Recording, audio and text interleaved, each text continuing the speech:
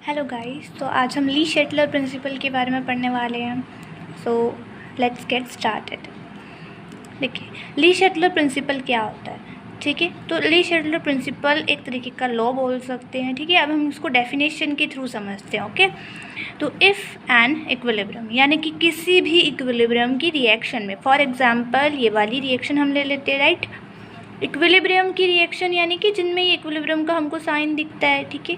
अब इक्विलिब्रियम का क्या मतलब होता है? इक्विलिब्रियम यानी कि rate of forward direction rate of backward direction के सेम है, यानी कि जितना ए और बी कन्वर्ट होकर सी में कन्वर्ट हो रहा है उतना सी ए बी में कन्वर्ट हो रहा है। ये रिएक्शन आगे भी जा रही है और पीछे भी जा रही है, इसी को हम इक्विलिब्रियम कहते हैं। तो so that in an equilibrium, इस इक्विलिब्रियम की रिएक्शन में, इन अ केमिकल सिस्टम, ये केमिकल सिस्टम में इज डिस्टर्ब्ड, मतलब अगर ये रिएक्शन इक्विलिब्रियम में है, ठीक है, और अगर आप इसके इस वाले इक्विलिब्रियम को किसी भी तरीके से डिस्टर्ब करते हो, राइट, आप चाहते हो कि इसका इक्विलिब्रियम डिस्टर्ब हो जाए, ठीक है, तो उसमें क्या होता है? By changing. और आप इसके इक्विलिब्रियम को किस चीज़ों के थ्रू डिस्टर्ब कर रहे हो?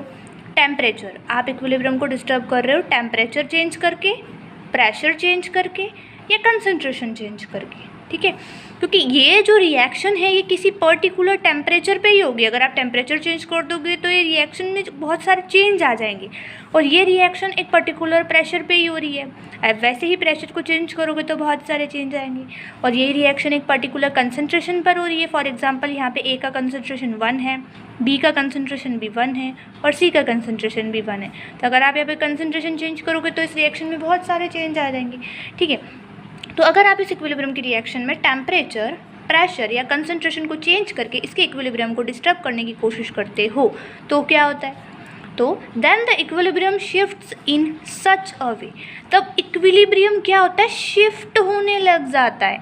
इस तरीके से शिफ्ट होता है कि उसका जो चेंज आपने किया है वो चेंज या तो ख़त्म हो जाए या फिर कम हो जाए।